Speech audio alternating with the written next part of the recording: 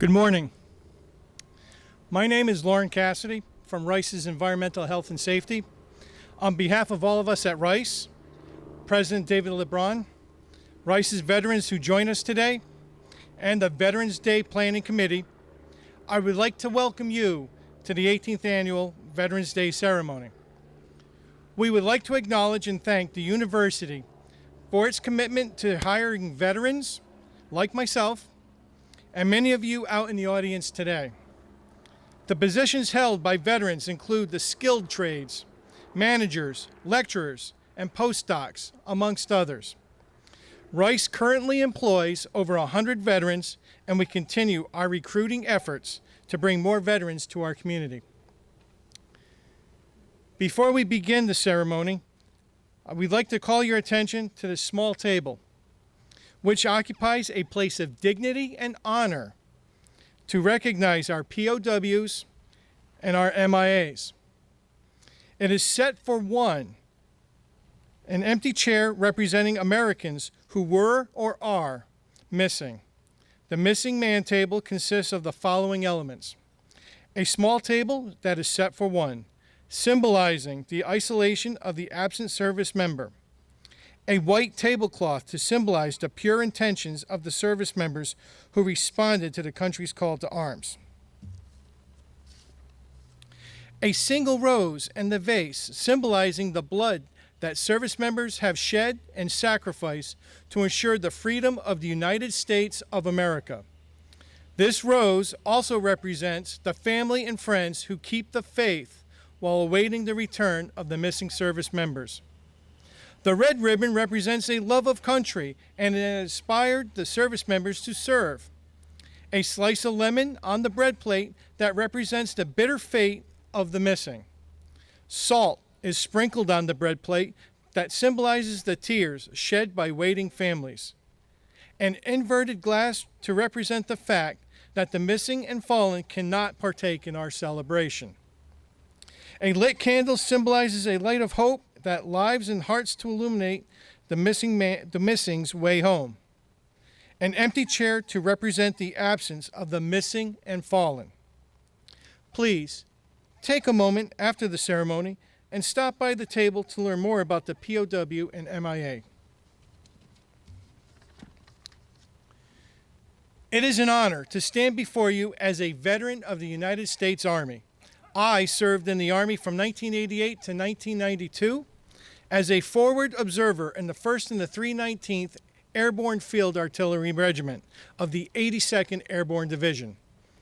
I landed in the Persian Gulf on my 21st birthday at the start of Desert Shield and through Desert Storm. One of our main tasks was to capture and secure Tallil Military Air Base. I am very proud of my service, and I'm happy to be here today to honor all those that have served here at Rice. To begin our ceremony, I would like to ask everyone to rise in honor of the National Anthem, sung by Eric Taylor, a graduate student of the Shepherd School of Music. He is accompanied by trumpet player James McAloon.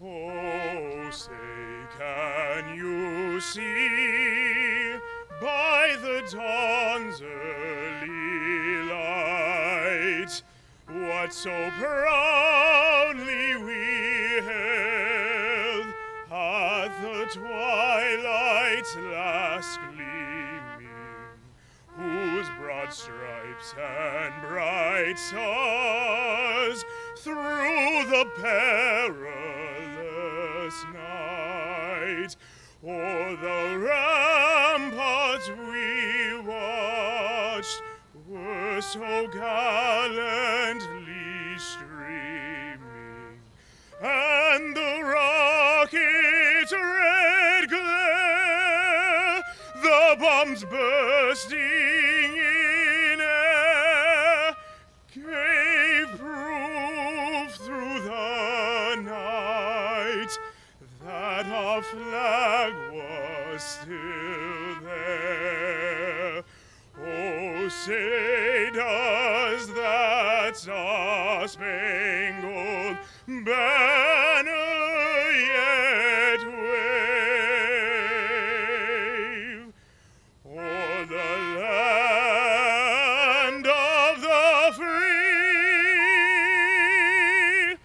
and the home of the brave.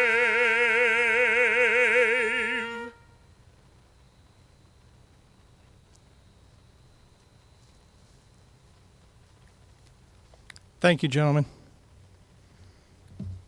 Please be seated.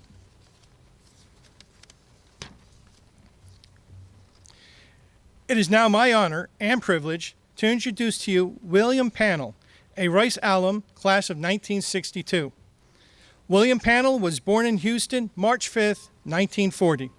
He graduated from Midland High School in 1958 and enrolled at the Rice Institute that fall. Mr. Pannill graduated from Rice in 1962 with a major in history and served on the Rice Thresher, the Rice Forensic Society, and the Rice Players.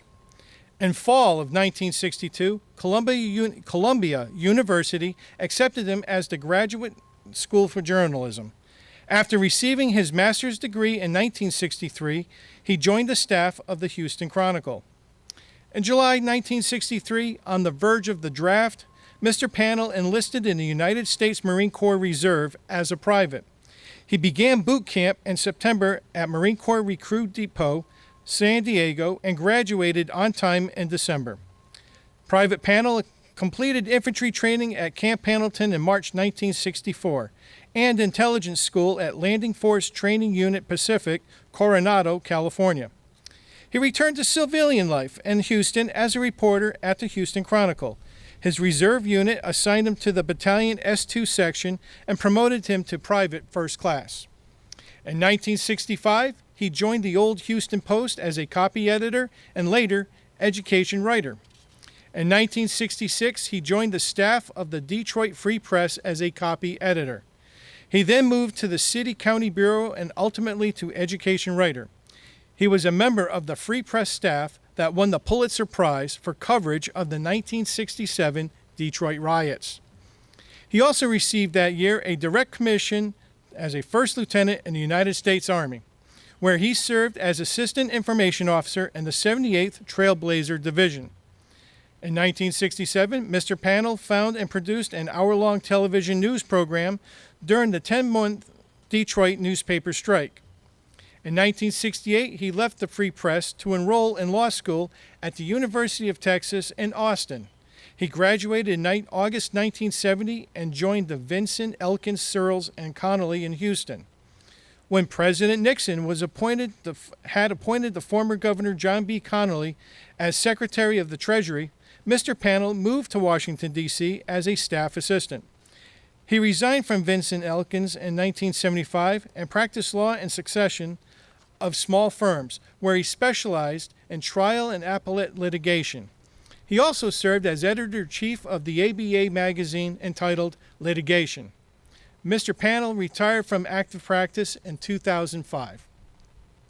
His second wife, Molly Hammond, is an active classical pianist and harpsichordist. He has 3 daughters. The oldest, Shelley Pannill Stein, now teaches French at St. John's School in Houston. His daughter, Catherine Pannill Center, is a novelist with several bestsellers and 1 movie to her credit. His daughter, Lizzie Pannill Fletcher, is a member of Congress for the 7th Congressional District of Texas. Ladies and gentlemen, Mr. Pannill.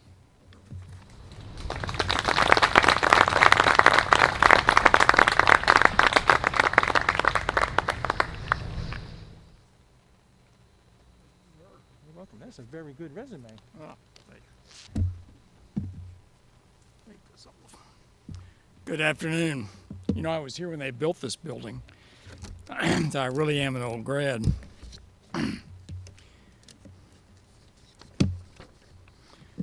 I'd like to talk today about 3 veterans I have known. About 25 years ago, I had a lawsuit for a West Texas wildcatter named Jack Grimm. Jack searched for all kinds of buried treasure He thought he had found Noah's Ark. I don't think he ever thought he had found, but he searched for the Titanic, lots of other things. And in between times, he would drill for oil. And this was a lawsuit about one of the contracts that he had had. Several of his relatives were among the investors.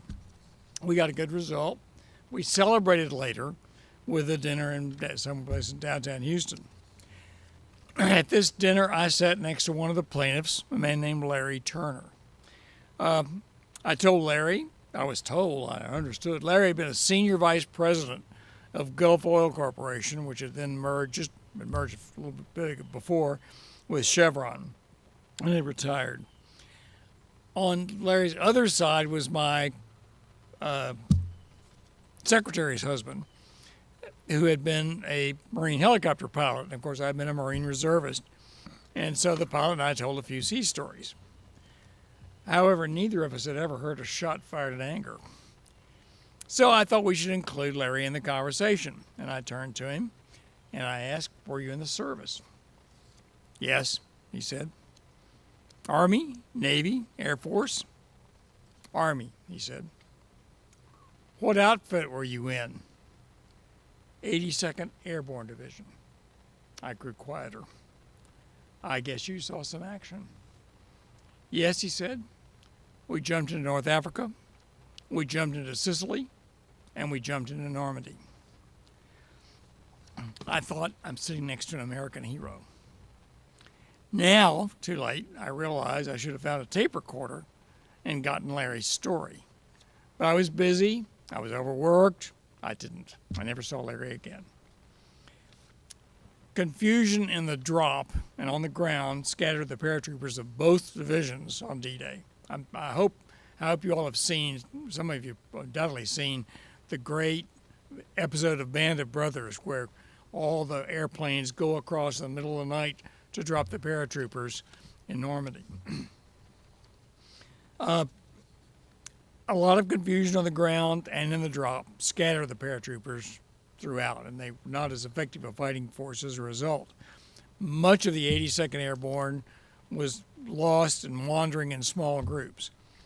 But parts of the 82nd jumped into the town of St. Mary-Église on the off the coast ahead of Utah Beach.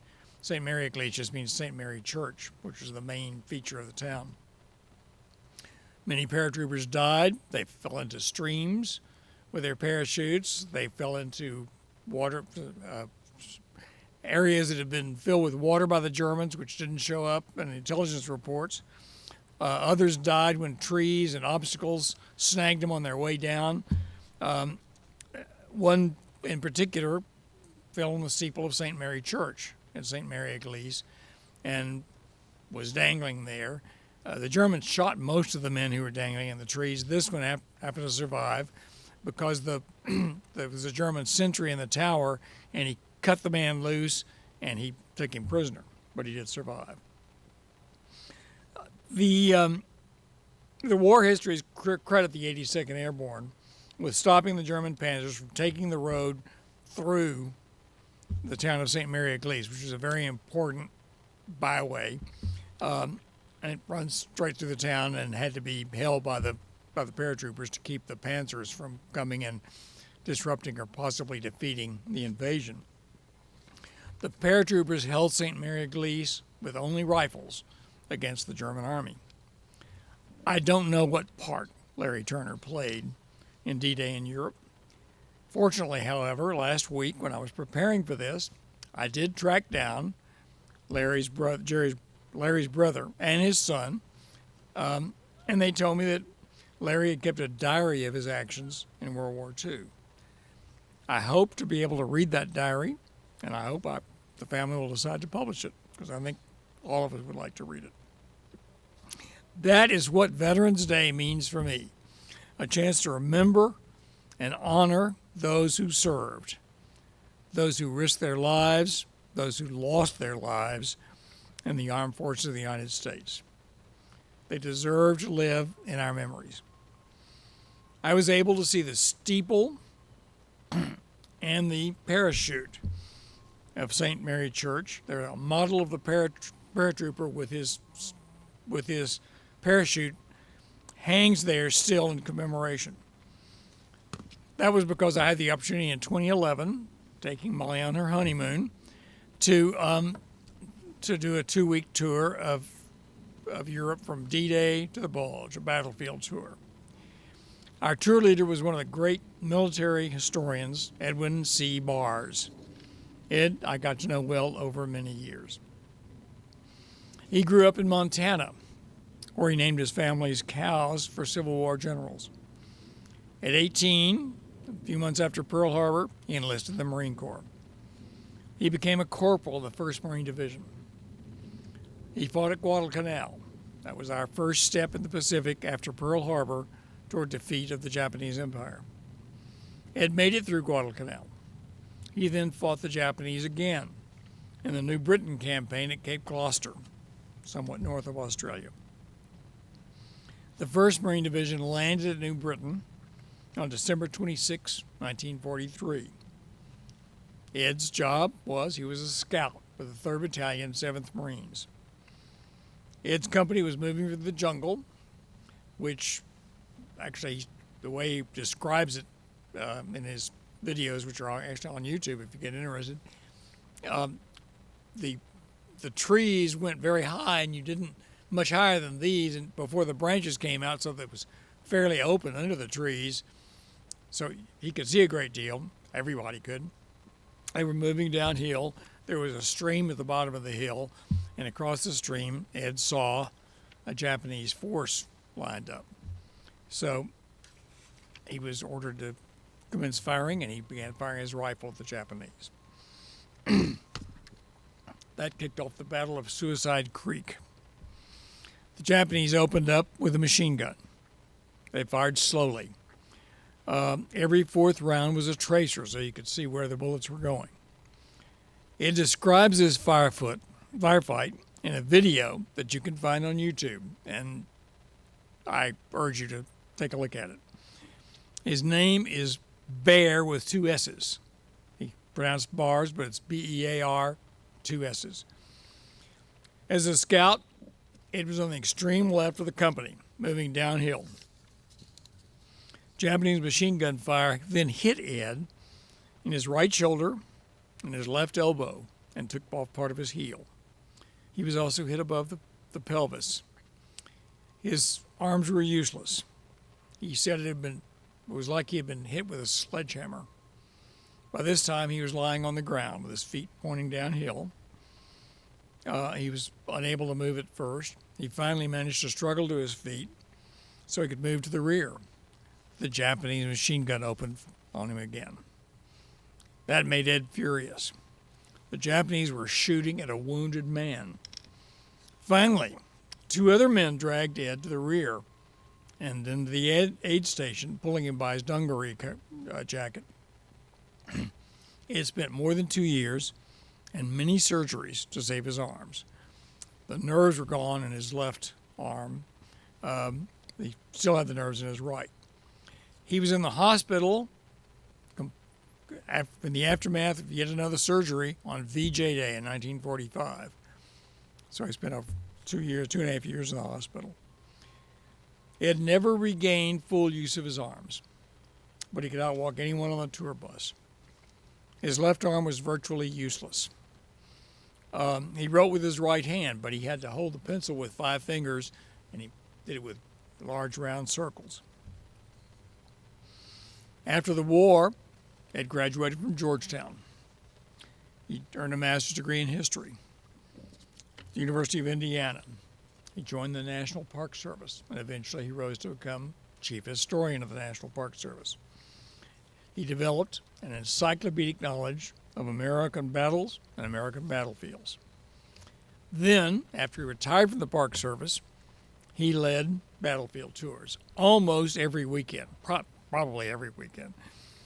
If you watched the Civil War series on PBS that was done by Ken Burns about 20 years ago, and is repeated constantly, you saw Ed as one of the talking heads. He growled out of the side of his mouth like a drill instructor. And in fact, both his son and his daughter became Marine drill instructors. His father and his uncle Hiram had been Marines in World War I. His uncle Hiram had been awarded the Congressional Medal of Honor for service in the Caribbean before the war. I had the privilege of more than a dozen battlefield tours with Ed Bars in the United States and in Europe. At the Civil War battlefields, he knew every unit north and south, and he described the units with complete military nomenclature. My first trip with Ed was to Gettysburg, where my great-grandfather had fought on the first day. Ed's tour took one entire day for each day of the battle. His parade ground voice was unmistakable. On the second day, we followed Longstreet's assault down Cemetery Ridge. Longstreet's corps pushed the Union Army to the edge of defeat on the second day. The Confederates, brigade after brigade after brigade, pushed the Union Army back much further than they ever went back on the third day in Pickett's charge. But when Longstreet ran out of fresh brigades to continue his attack, the general commanding the corps to his left refused to support him and send in fresh brigades because he had no orders. And I will never forget Ed posing this question. That's what I learned a great deal at the battle at that moment. "Where's Bobby Lee?" he asked. Marsh Robert lay ill on a cot in his headquarters, somewhat like Napoleon at Waterloo, although Napoleon was actually on the field. So no one had overall charge of the Army. The Southern attack ground to a halt, and the Union was saved. Pickett's charge the next day was an anticlimax. Ed led many tours to foreign battlefields, many of which I wish I had been on, including Guadalcanal, Pearl Harbor, and Iwo Jima. Interestingly, Iwo Jima has been returned to Japan, of course. No one can spend the night on Iwo Jima. You have to go in and see it by the day and then leave. I did go to Europe with him twice. Ed died on September 15th of this year at the age of 97. There's a saying that when someone dies, a library is destroyed. In Ed's case, it was a skyscraper. A third veteran I know more than three. A third veteran I knew was James B. Elder. I knew him as a handsome young man when I was in high school. He was 6 years younger than I am. Jimmy enlisted in the regular Army during the Vietnam War. He became a paratrooper in the 101st Airborne Division. On December 29th, 1966, small arms fire killed Jimmy, 23 years after Ed Bars had landed at New Britain. Jimmy's death came only 6 months after his 20th birthday. I don't know how or where he died. It's not in the books. But to me, he is much a hero as Larry Turner or Ed Bars. I have enjoyed 6 decades more life than was allotted to Jimmy Elder. He died for our country, and I honor him for his service, and I'm proud to mention his name today. I hope everyone here remembers a veteran today. He need not be a hero. He served. I read an article in The Economist magazine a few years ago that startled me. The magazine published a special section on American military power. Pentagon planners said they did not believe our nation could mobilize forces of the same size as in the Second World War. Winston Churchill, I have read, was flabbergasted when he realized that the Americans were carrying on 2 complete different wars, one in Europe, one in the Pacific. He just thought no country could do that. Churchill's latest biographer writes that Hitler lost World War II the day he declared war on our country. That was December 11th, 1941, 4 days after Pearl Harbor. But our young, the planners now believe, are too unhealthy, too addicted to drugs, and too self-centered for us to create a powerful Army and Navy again. Let's hope that's not true. surely we will be tested. What have those of us who have worn the uniform do? We can set an example. I began some recruiting after reading that article.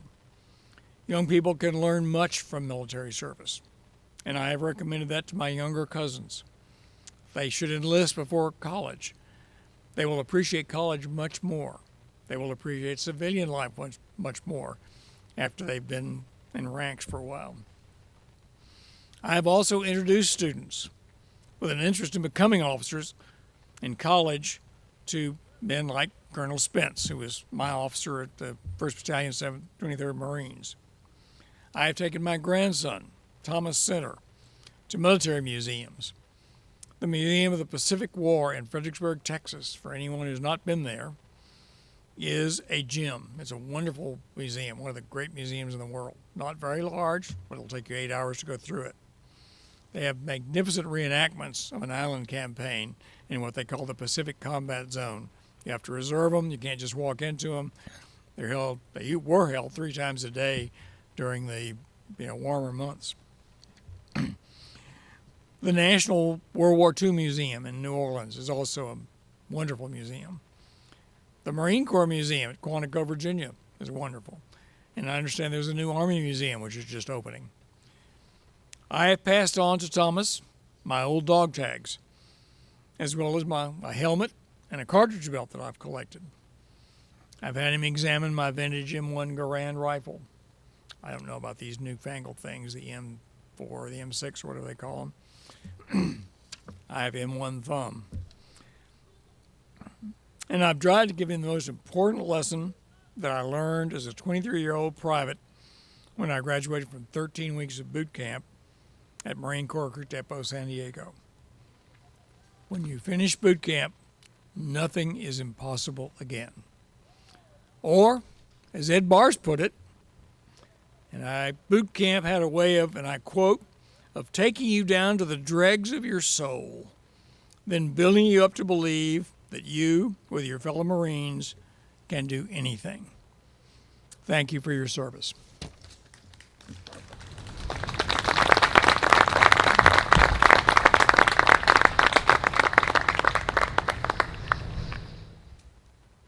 Thank you, sir.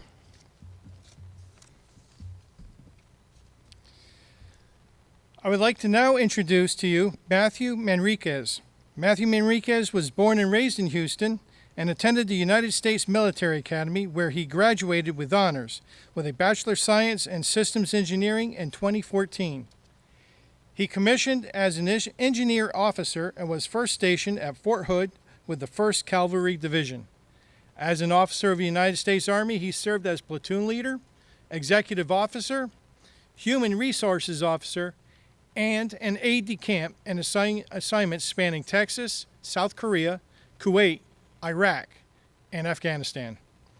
Matthew is currently a student at the Jones Graduate School of Business, where he serves as the co-president of the Veterans Association. Upon graduation, he will join Morgan Stanley as an energy investment banker. Ladies and gentlemen, Matthew Manriquez.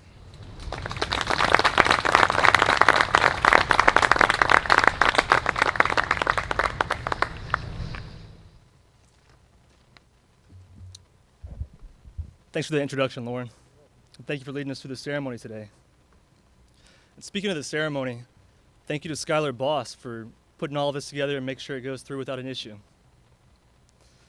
To our honoree, Mr. Terry Hughes, sir, thank you for your service, not just to Rice, but to your country as well.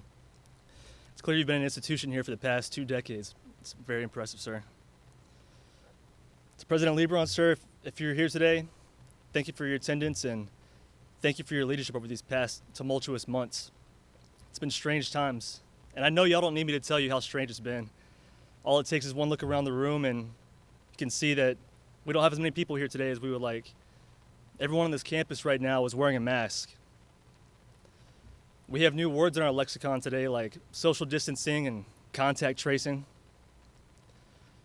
But even though this ceremony doesn't look like it has over the past 17 years, the fact that we're here today in person and remotely, persevering through the challenges that have been placed before us, I think that's the perfect way to honor our service members, past, present, and future.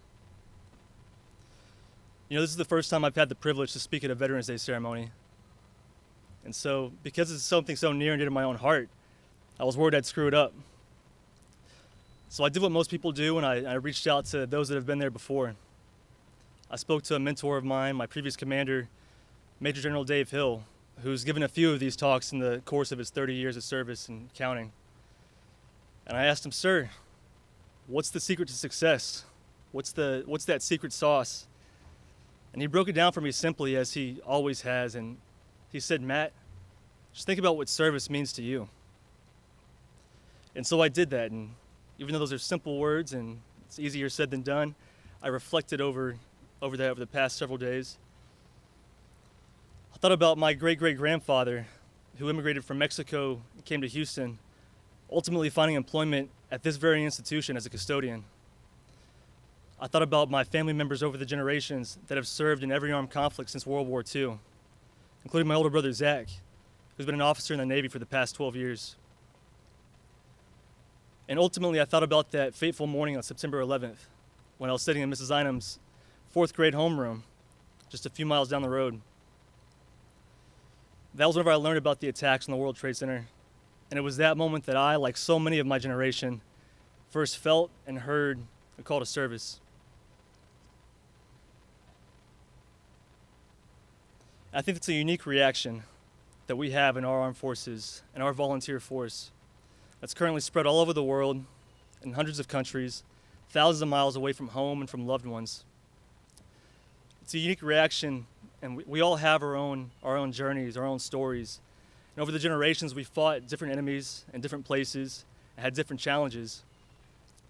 But I think something that makes us unique is that we all have that story. But it's not just about that story or where we come from, because that's not what really matters. What matters is that it doesn't matter that we have our own different backgrounds, or you can throw out red and blue, or gender, or some of the differences that might divide us today, race, gender, creed, sexual orientation. None of that matters. What matters is that we all felt that we was more important than me. What matters is that moment that we raised our right hand and swore an oath to defend the Constitution of this country. And I know in this country times are hard. I know that the differences we feel seem more challenging than they ever have before.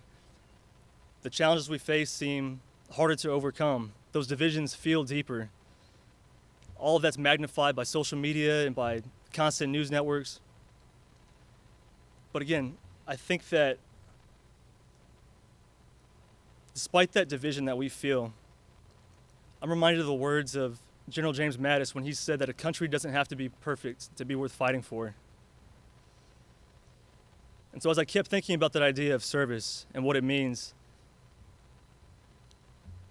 I also thought about the fact that at some point for all of us, regardless of whenever we put on a uniform, whether it's for a few weeks, a few months, a few decades, at some point the day comes that we all take that off for the last time, whether it's through career transition or through military retirement or by giving the ultimate sacrifice.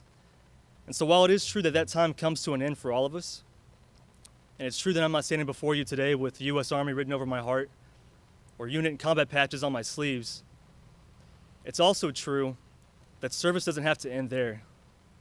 Because those experiences that we've had, the places we've been, the teams that we've been a part of, the leaders that we've followed, or the soldiers that we've led, those moments, harrowing or not, when you're in a bunker or a trench or a foxhole, on a ship or a submarine, those moments don't leave us. You have those times with your battle buddies to your left and your right, where you're constantly refining that sense of dark gallows humor that's so unique to the military. That never leaves us. And we say in the Army that once you're a soldier for life. And I know the same is true for our sister branches in the Navy, the Air Force, the Coast Guard, and the Marines.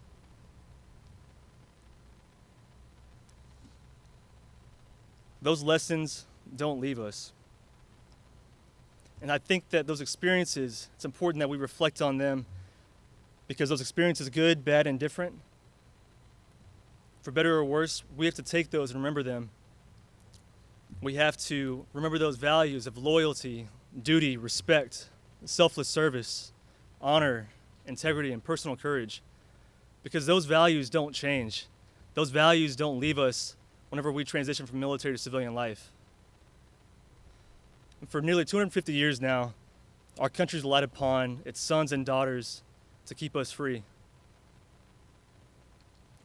They often come home and continue serving in new ways, as educators, as innovators, as engineers, community leaders, and so many more.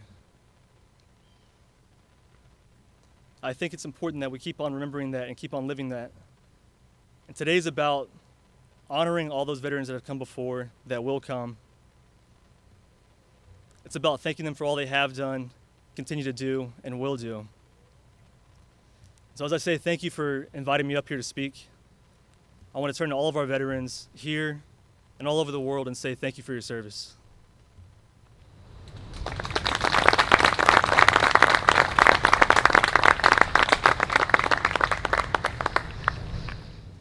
Thank you, sir.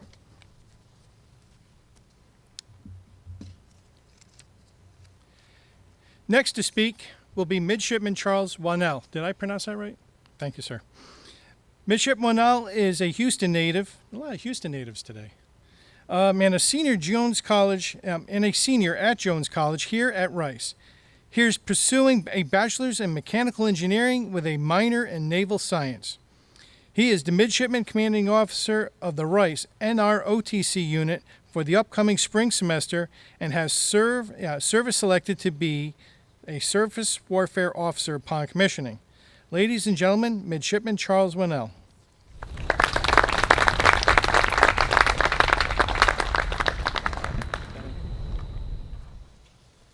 Good morning. Thank you all for being here. Sir, gentlemen, thank you both for being here and your words. 100 years ago, 102 now, a treaty was signed in a small town in northern France, bringing an end to what was known at the time as the Great War. Taking effect at the 11th hour of the 11th day of the 11th month, the armistice was signed between the powers of World War I. Armistice, coming from Latin meaning the stoppage of arms, was a fitting end to the war that was known as the War to End All Wars. Unfortunately for all of us here today, it is painfully clear to see that we did not, in fact, end war. In the century since then, the world and this country has seen war time and time again, and the sacrifices of men and women have time and time again been necessitated. For 35 years, the anniversary of that day was dedicated towards remembering the end of conflict and all that were lost in it. But in 1954, Dwight D. Eisenhower realized that we cannot yet be annually celebrating the end of war when we have not seen it. He changed the name of that day of remembrance from Armistice Day to what we now know it as, Veterans Day, because what we remember and what we celebrate every year is not the end of war, but the continuing rising of men and women to meet it so that it shall never come to our doorstep. And the war rages on today for all that have ever rose to this nation's call. For even those who have survived the conflict overseas continue to fight a war at home. Can we please always keep that in mind? And as we remember those who have already given for us, remember that their fight may not be over, and there is still more that we can give for them. It is encouraging to think that someday we may yet see the end of fighting and conflict, but it can also be dangerously naive and placating. For the reality is, the harsh, brutal reality that many of us here today may know is that there will always be war, and most of us here today have seen this. For those here today and everywhere that have stood for our nation, thank you. It's you we celebrate and you we remember, not just on November 11th, but always. We are all crystal clear that we have you directly to thank for the freedoms that we enjoy so abundantly to the point where we often take it for granted. This is a debt that we can never truly repay. So instead, on behalf of the Rice Naval ROTC Department, we honor you by making the same promise to you that you have made and so selflessly kept to us. That we will take the torch and continue the fight no matter where it is or how long it may last. That even in times of unforeseen challenges such as global pandemics, we will continue to train, maintain a state of readiness so that we can rise to meet any challenge that should come. For there would be no greater disrespect than to let all that you and every man and every woman in uniform has done for this country to have been done in vain, by forgetting, becoming complacent, and allowing ourselves to become desensitized how truly remarkable it is what you all have done for this country. So let us today celebrate your sacrifice. Let us celebrate your courage and bravery, and most importantly, let us celebrate your homecoming. So welcome home. Thank you. And I hope that it gives you hope and encouragement when we say, please rest easy, because we have the watch. Thank you. Thank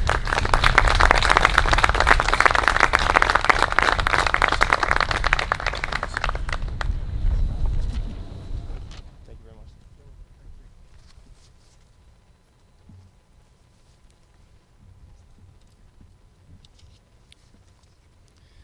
It is now my honor to ask that the members of our audience stand or raise your hand when I call your branch of service to be recognized for your service to our country.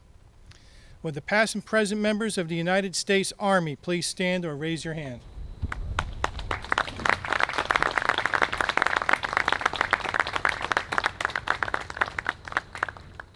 Would the past and present members of the United States Marine Corps please stand or raise your hand?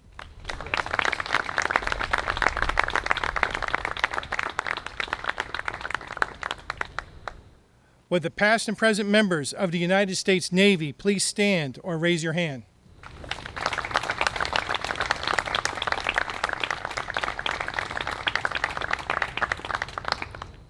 Would the past and present members of the United States Air Force please stand or raise your hand?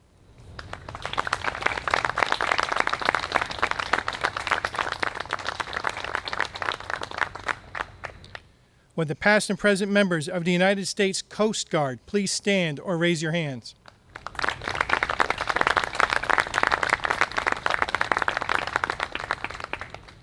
Would the past and present members of the United States Merchant Marines please stand or raise your hand?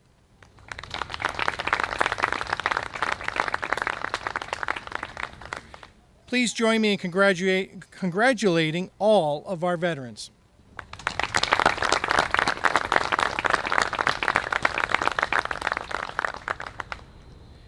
Now, I would like to ask for a brief moment of silence as we remember those who have paid the ultimate sacrifice and those who continue to be missing in action.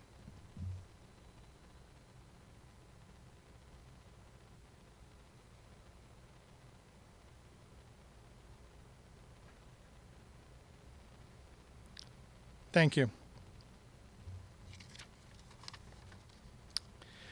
This year, we would like to honor the service of Terry Graham. Terry, could you please present yourself to the podium? Terry Graham enlisted in the United States Marine Corps in 1988. Trained as an aviation electronics technician, he serviced missile guidance systems on FA-18 aircraft. He was stationed at Marine Corps Air Station Kaneohe. Did I get that right? I'm sorry? Kaneohe. In Bay, Hawaii until 1990, when he was deployed at the Sheikh Issa Air Base in Bahrain in support of Operations Desert Shield and Desert Storm. As part of Marine Aviation Logistics Squadron 11, he supported 7 aircraft squadrons throughout the duration of the conflict. Terry is currently the manager for learning spaces in the Office of Information Technology at Duncan College and a Duncan College associate. He joined Rice in 1995 as the technician for the Electrical and Computer Engineering Department. In 1999, he transferred to the newly formed team in IT deploying instructional technology to Rice campus classrooms. At the time, these new systems were present in 20 campus classrooms and were used by just a handful of adventurous instructors. In the years since, Terry has overseen the growth of this technology from a novel teaching aid used by a few faculty to systems that are now integral to the instruction and are deployed to over 100 registered scheduled classrooms. Most recently, Terry led the effort to add technology to spaces across the campus to support the university's efforts to provide dual delivery instruction in response to the COVID-19 pandemic. Terry and his wife Nola live in Alvin and are parents to 3 daughters. They recently celebrated the birth of their first grandchild and are loving this new season.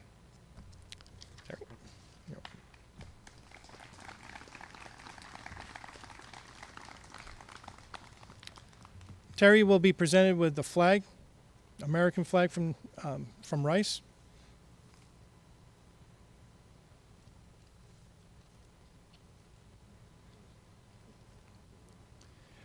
And to go with the flag is a certificate commemorating today's events.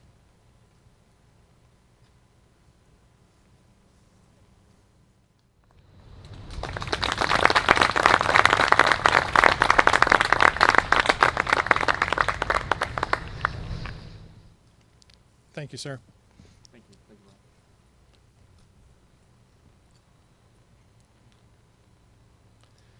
Ladies and gentlemen, this concludes our ceremony. Thank you for joining us to honor all who served our country. Please keep safe and God bless America.